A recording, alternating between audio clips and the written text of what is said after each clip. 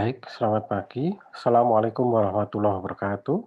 Salam sejahtera untuk kita semua. Pada pertemuan kali ini kita akan melanjutkan perkuliahan dengan tema pemberdayaan dan penyembuhan komunitas.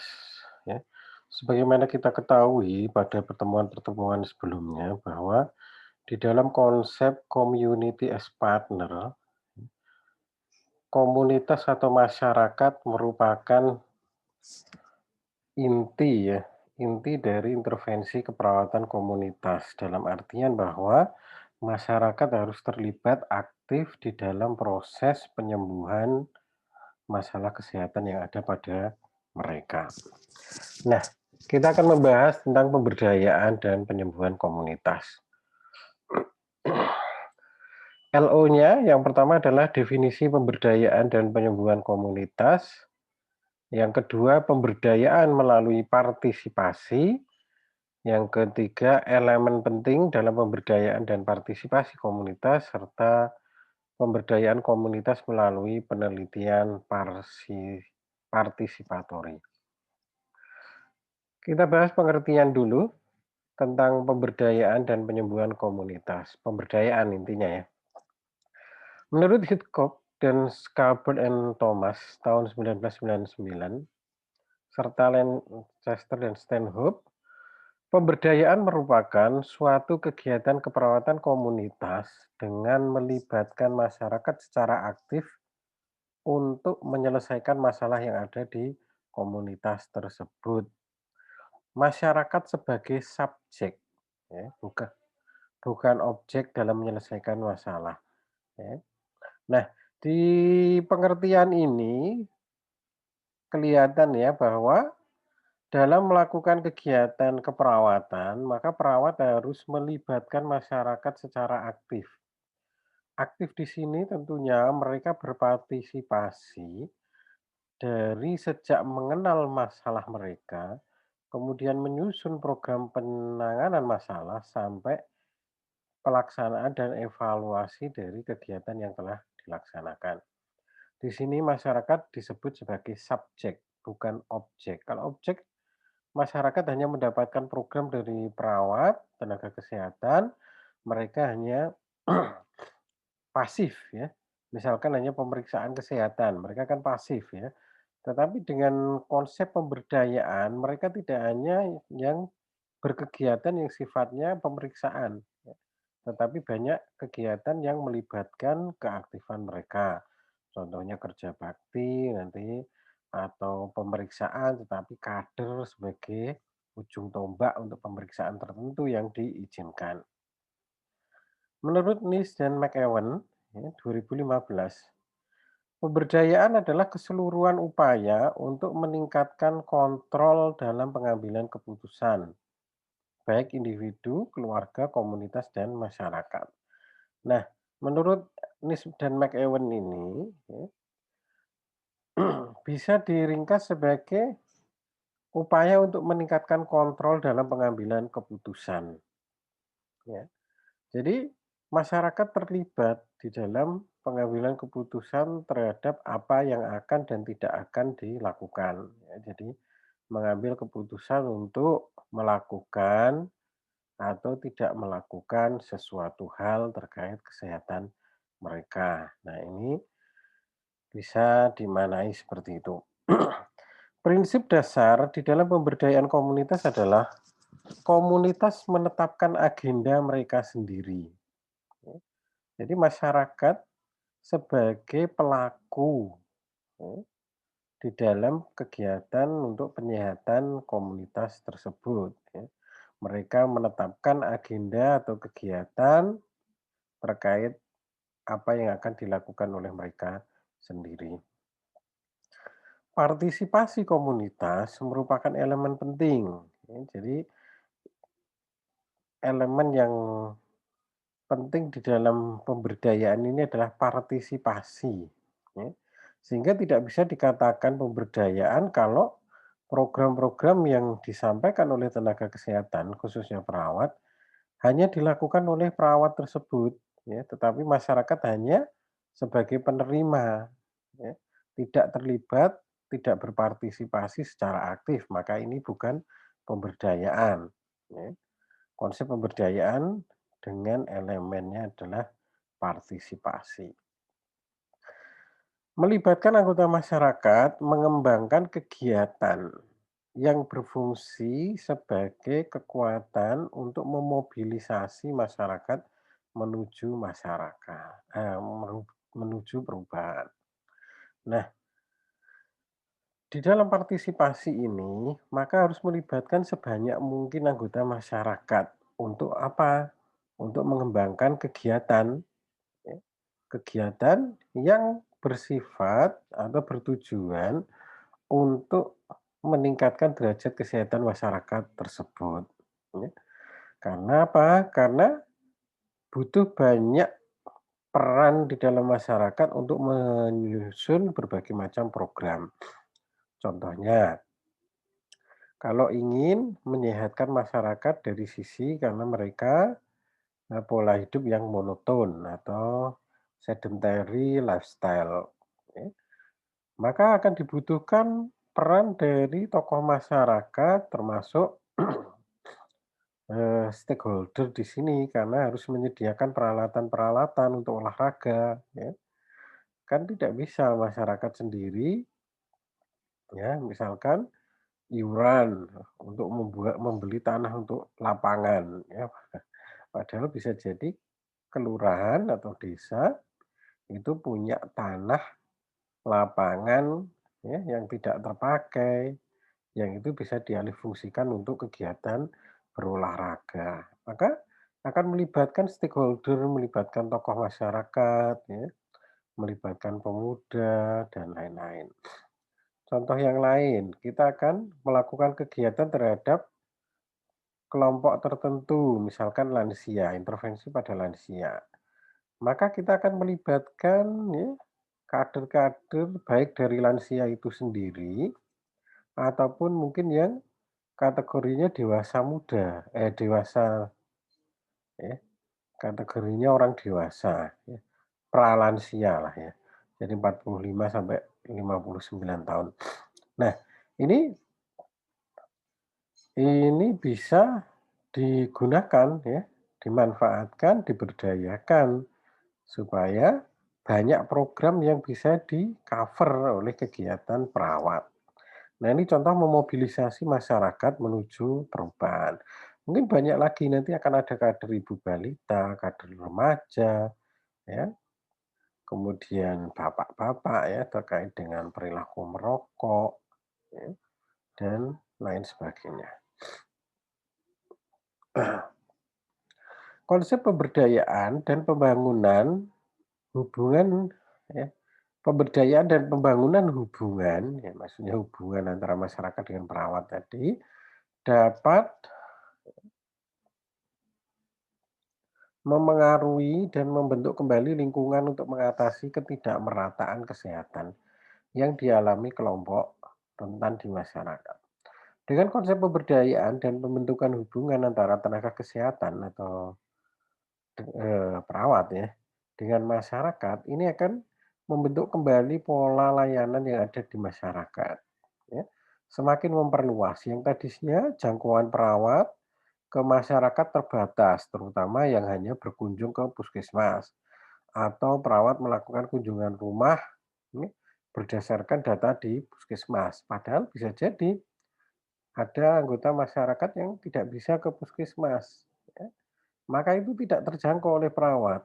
Dengan adanya konsep pemberdayaan, maka kader-kader akan terlibat di dalam penemuan kasus-kasus baru untuk dilakukan home visit atau home care, termasuk mereka dilatih untuk memberikan pelayanan kesehatan yang sederhana, ya, supaya bisa membantu tenaga kesehatan di dalam merawat orang sakit tersebut. Kemudian strategi pemberdayaan, ya, dapat digunakan perawat untuk membantu masyarakat mengembangkan keterampilan dalam menyelesaikan masalah, menciptakan jejaring, negosiasi, lobi, dan mendapatkan informasi untuk meningkatkan kesehatan. Jadi di sini maknanya bahwa pemberdayaan yang digunakan perawat itu dapat mengembangkan keterampilan pada masyarakat, yaitu keterampilan dalam mencari penyelesaian masalah atau problem solving, ya. Jadi untuk memecahkan suatu masalah yang ada di masyarakat, masyarakat perlu diedukasi ya, diajarkan, ya, dimampukan bagaimana cara mengambil keputusan yang tepat di dalam menyelesaikan masalah masyarakat tersebut. Kemudian juga membantu masyarakat di dalam menciptakan jejaring, ya. Kenapa bisa membantu? Karena tenaga kesehatan tentunya ya, memiliki jejaring lintas sektor, lintas program.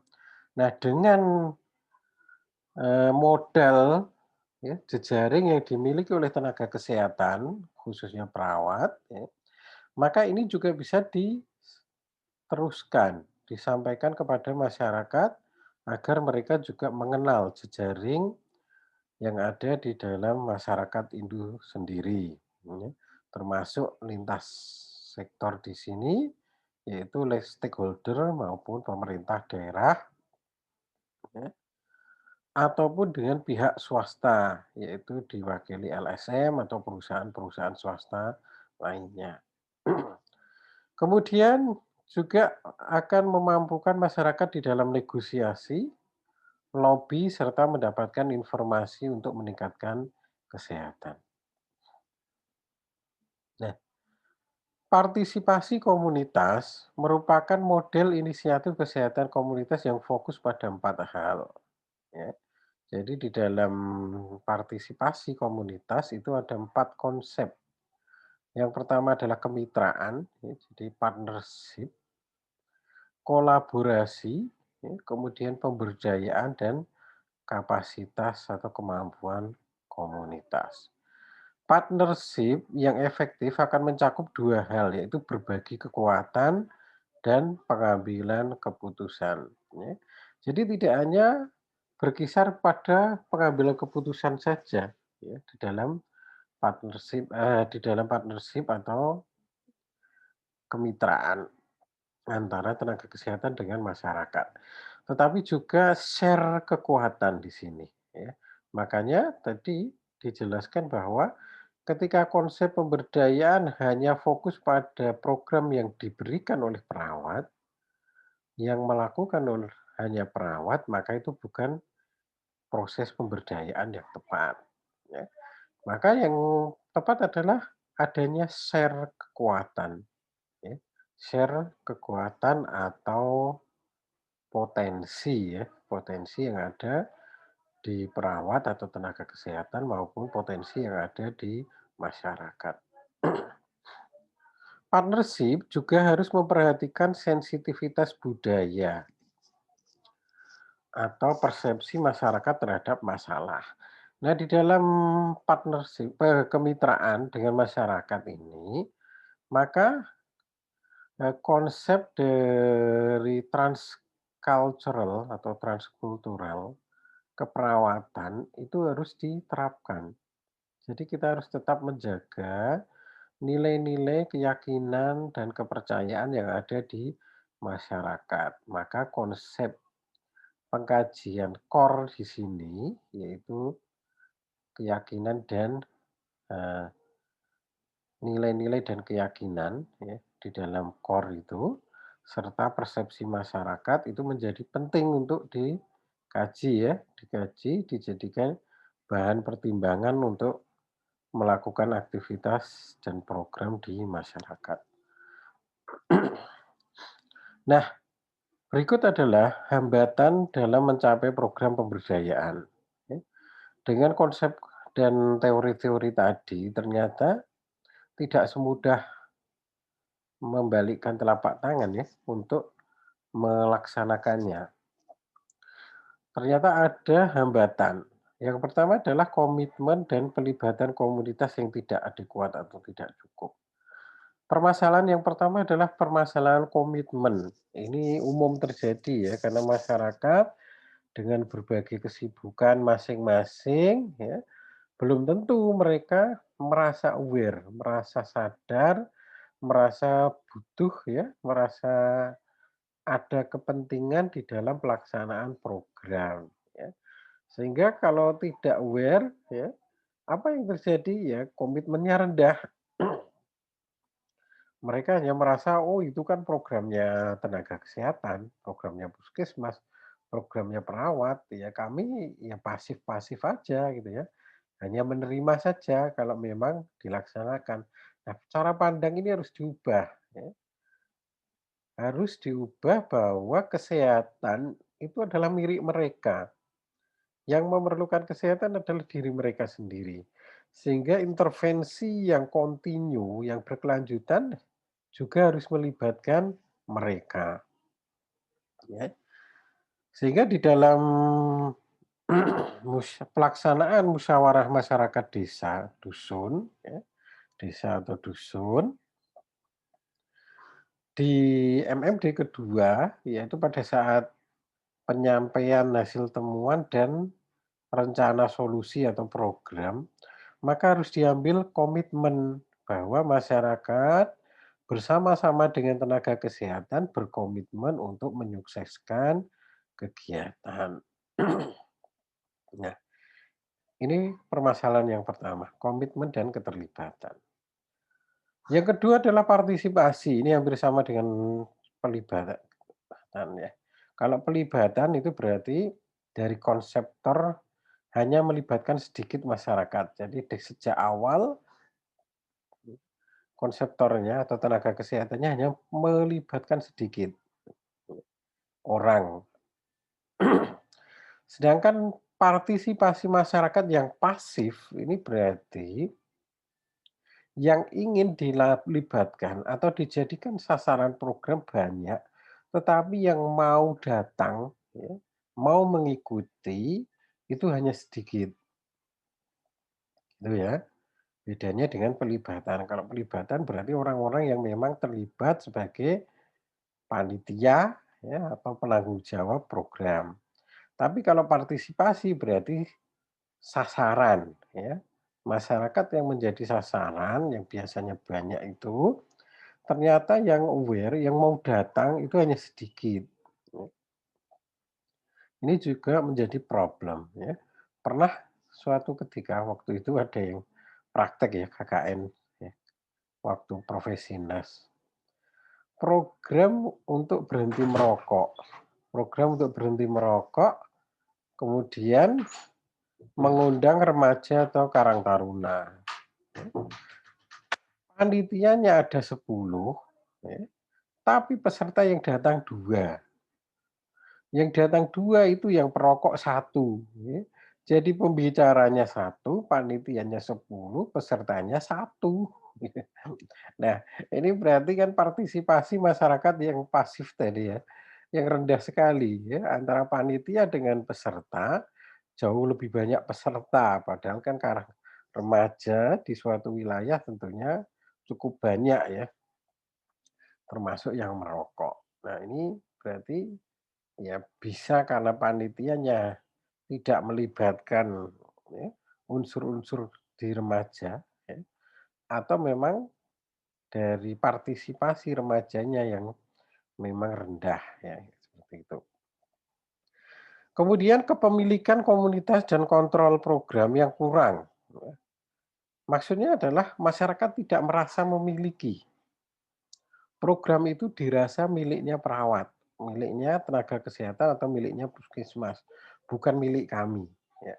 Nah, rasa kepemilikan yang rendah ini, atau bahkan tidak merasa memiliki program, maka ini juga menjadi problem di dalam pemberdayaan masyarakat supaya tetap sehat. Nah, kemudian pembangunan hubungan yang tidak berkelanjutan. Pembangunan hubungan yang tidak berkelanjutan maksudnya adalah ketika program yang dijalankan oleh tenaga kesehatan bersama masyarakat pada kurun waktu tertentu itu tidak berlanjut. Tidak berlanjut dalam artian ketika sudah dianggap selesai oleh tenaga kesehatan, yang harusnya siklusnya adalah mandiri oleh masyarakat, tetapi tidak berlanjut, ya.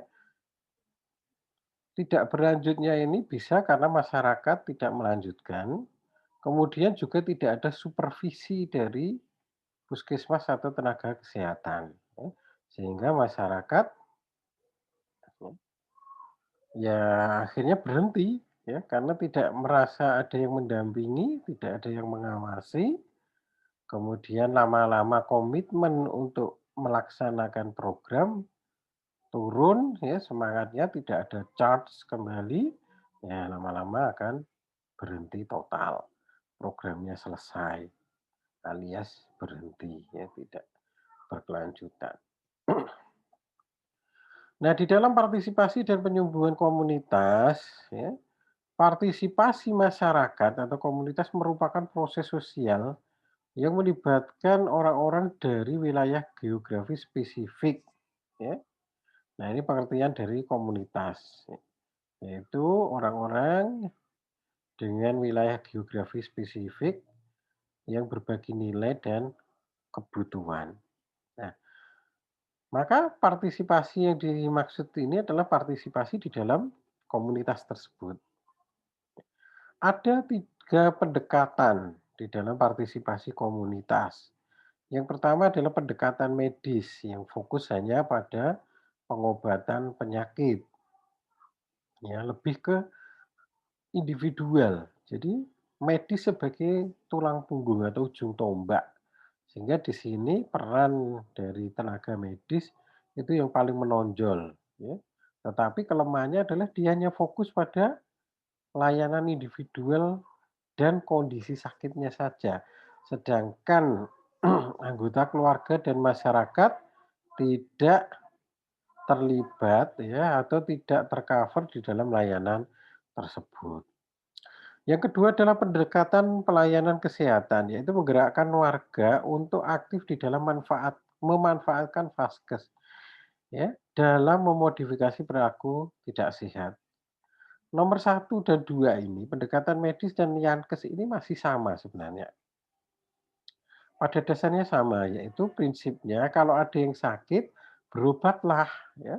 Jadi masih fokus pada individu dan masih fokus pada sakitnya, bukan kondisi sehat ataupun pasca sakit. Maka pendekatan yang ketiga adalah pendekatan pengembangan komunitas, yaitu masyarakat dilibatkan di dalam proses pengambilan keputusan untuk meningkatkan kesehatan. Nah, di pendekatan yang ketiga ini, pendekatan pertama dan kedua itu merupakan bagian, ya. Jadi selain memberikan layanan medis dan pelayanan kesehatan, maka di pendekatan ketiga ini juga pendekatan terhadap promosi dan prevensi serta rehabilitasi yang ada di masyarakat.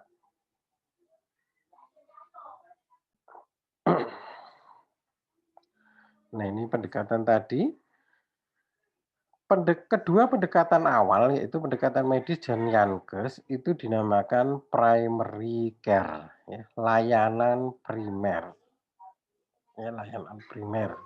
Itu layanan pengobatan atau kesehatan berbasis individual dan konsep medis. Sedangkan pendekatan pengembangan komunitas dinamakan primary healthcare. Nah, di dalam primary care merupakan bagiannya, tidak terpisahkan, ya. Meskipun kita menekankan peran masyarakat di sini di dalam promosi kesehatan, tetapi layanan kesehatan tetap harus dikembangkan dan dilaksanakan. Sehat melalui pelayanan kesehatan primer mengandung arti perawat mengetahui keinginan masyarakat, ya, untuk meningkatkan kesehatannya, kemudian menerapkan kemitraan dengan mereka untuk mencapai keinginan tersebut, menurut Anderson 1991. Di sini bisa dipahami bahwa yang dimaksud primary healthcare adalah pelayanan kesehatan primer, artinya perawat mengetahui keinginan dari masyarakat. Jadi dilihat dari keinginan masyarakatnya untuk meningkatkan kesehatan, ya. Jadi titik tekannya di sini bukan hanya sakit, ya, tidak hanya sakit tetapi sehat. Kemudian menerapkan kemitraan dengan mereka untuk mencapai keinginan tersebut. Jadi melihat untuk mempertahankan proses sehat, bermitra dengan masyarakat tersebut supaya tetap sehat. Nah, komponen penting di dalam partisipasi komunitas, ya, yang pertama adalah kerangka kerja untuk mendefinisikan komunitas. Jadi harus jelas komunitas yang dimaksud siapa, ya. Harus dijelaskan batasannya, siapa yang terlibat, batas-batas geografisnya, sehingga tidak bercampur antara komunitas satu dengan yang lain. Sehingga apa? Mereka akan merasa terlibat, merasa memiliki, karena sejak awal ya identifikasi masalah itu mereka sudah dilibatkan, ya. Apa yang menjadi masalah di dusun tersebut atau di desa tersebut, masyarakat ikut terlibat di dalam mengumpulkan data maupun menyimpulkan masalah, ya. Sehingga mereka akan merasa memiliki bahwa program ini adalah program kami. Kami yang dimaksud adalah masyarakat. Berbagi kesadaran ya setelah memperjelas komunitas yang dimaksud, kemudian berbagi kesadaran, ya tadi sudah dijelaskan, serta mekanisme untuk memobilisasi, bagaimana cara menggerakkan, melibatkan masyarakat untuk mengenal kebutuhan, baik kebutuhan untuk menyelesaikan masalah ataupun kebutuhan untuk tetap sehat. Sedangkan elemen penting pemberdayaan, yang pertama adalah proses aktif ya. Jadi masyarakat terlibat aktif tanpa paksaan, ya. Tidak boleh dipaksa karena kalau dengan paksaan mereka tidak akan melaksanakan kegiatan dengan baik. Kemudian membuat keputusan atau pilihan, ya. Elemen yang kedua adalah pilihan. Masyarakat diberi otonomi ya, untuk memilih tindakan-tindakan, kegiatan-kegiatan atau program-program yang akan mereka jalankan. Ya, karena mereka sendiri yang tahu ya. Kita menganggap suatu program baik versi kita sebagai tenaga kesehatan belum tentu itu cocok untuk masyarakat ya. Karena waktu dan sumber daya yang mereka miliki berbeda dengan kita ya. Sehingga mereka boleh memilih yang dirasa cocok ya. Misalnya kita mau melaksanakan kerja bakti padahal mereka pekerjaannya berat-berat semua sehingga Minggu hanya digunakan untuk istirahat. Nah, kan ini tidak sesuai. Mereka sudah capek Senin sampai Sabtu bekerja, kemudian Minggunya kerja bakti.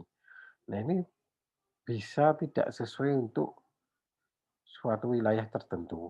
Ya.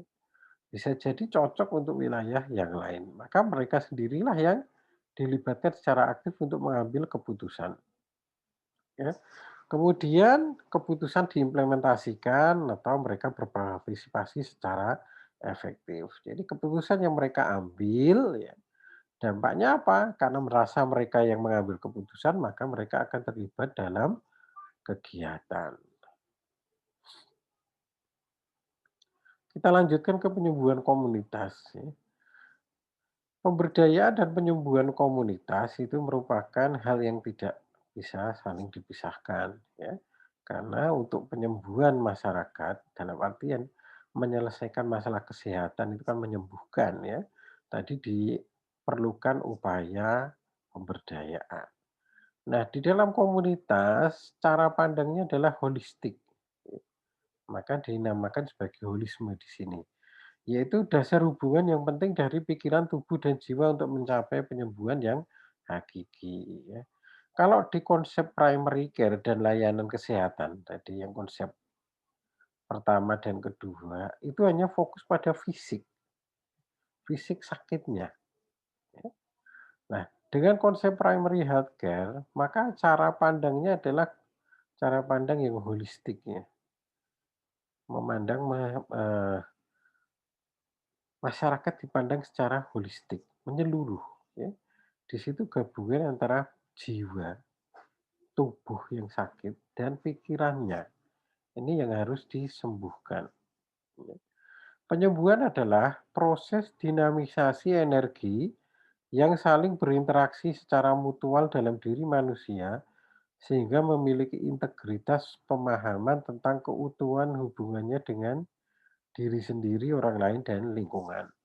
Jadi, penyembuhan yang dimaksud di sini adalah proses dinamisasi, ya, mengubah energi yang dimiliki dengan yang saling berinteraksi secara mutual tersebut, sehingga memiliki integritas dalam pemahaman tentang dirinya untuk berhubungan dengan diri sendiri, orang lain, atau lingkungannya.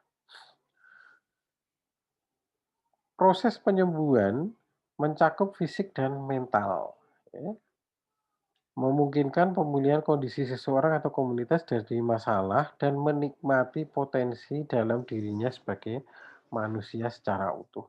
Jadi yang diproses di dalam penyembuhan ini adalah mental dan fisik ya, tidak hanya fisik saja.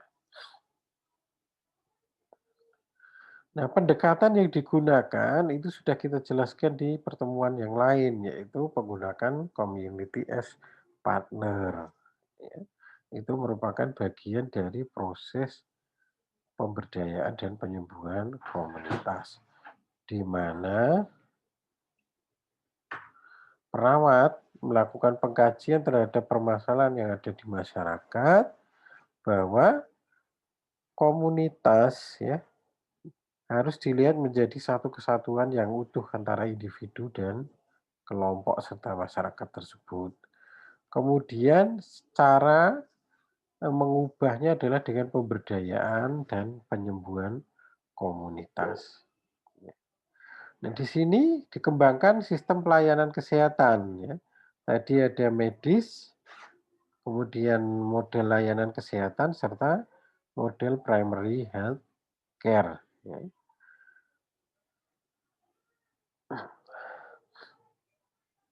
Berikutnya adalah karakteristik komunitas yang telah diberdayakan. Komunikasi antar individu di dalam komunitas merupakan kunci, ya. Jadi kunci di dalam pemberdayaan adalah komunikasi.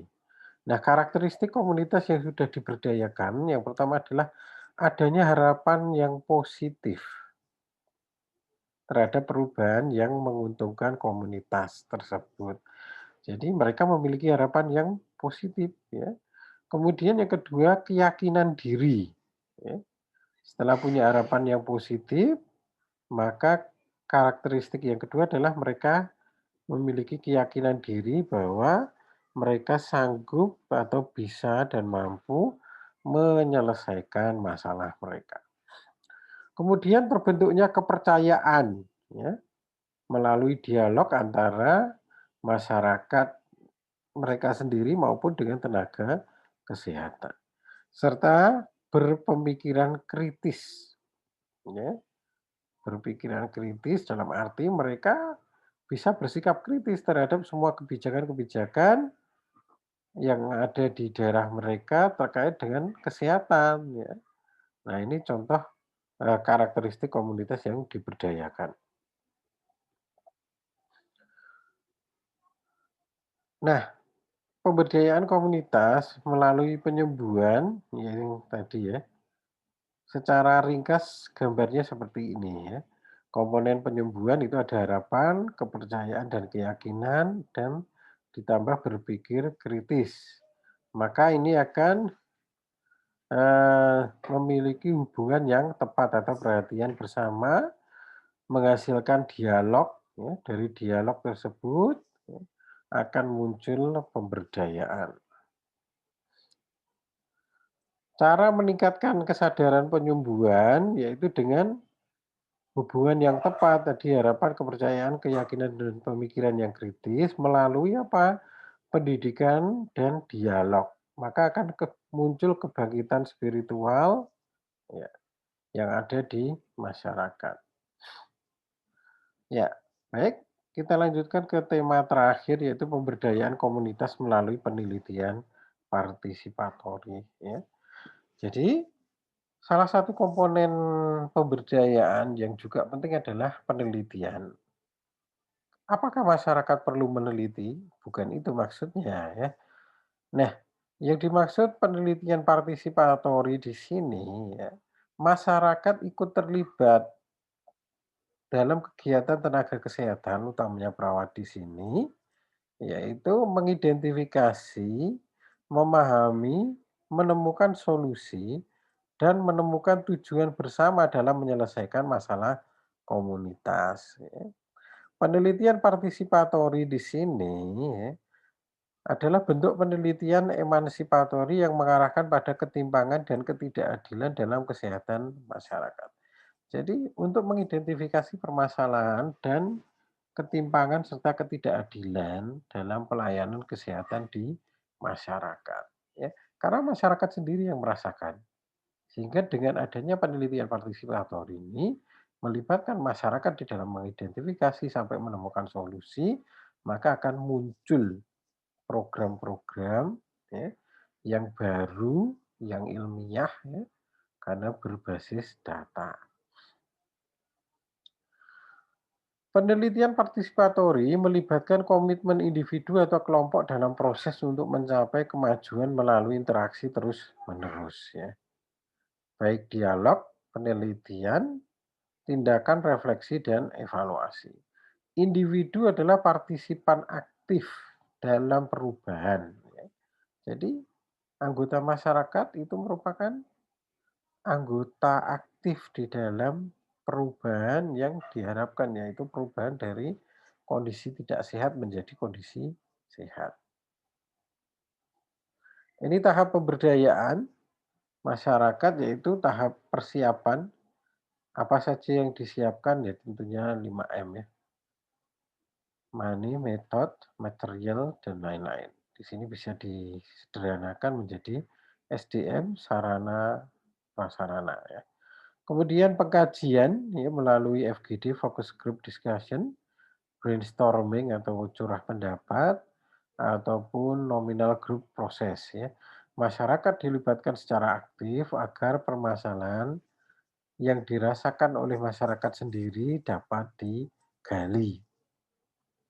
Tahap perencanaan, diskusikan mengenai alternatif program dan tujuan yang ingin dicapai. Perawat sebagai fasilitator berdiskusi tentang rencana program. Tahap implementasi dilandasi kerjasama yang baik antara perawat dan masyarakat dan antar masyarakat sendiri agar program yang disusun dapat tercapai. Tahap evaluasi, proses pengawasan terhadap program yang sedang dijalankan. Evaluasi diharapkan dapat memberikan feedback yang baik bagi perbaikan program. Dan terakhir yang tak kalah penting adalah terminasi, yaitu mengakhiri kemitraan antara tenaga kesehatan atau perawat di sini dengan masyarakat. Kapan ya relasinya diterminasi atau diakhiri? Yaitu ketika masyarakat telah mampu secara mandiri. Ya. Nah, di program-program yang awalnya dari tenaga kesehatan, kemudian akan dilanjutkan masyarakat sendiri. Tentunya terminasi ini tidak bisa seketika karena nanti akan berhenti ya, programnya akan berhenti. Maka harus bertahap dengan supervisi sampai akhirnya dilepaskan, pindah ke daerah lain untuk dilakukan pemberdayaan masyarakat lainnya. Ya, demikian untuk perkuliahan pada kali ini, kurang lebihnya mohon maaf. Semoga bermanfaat. Assalamualaikum warahmatullahi wabarakatuh.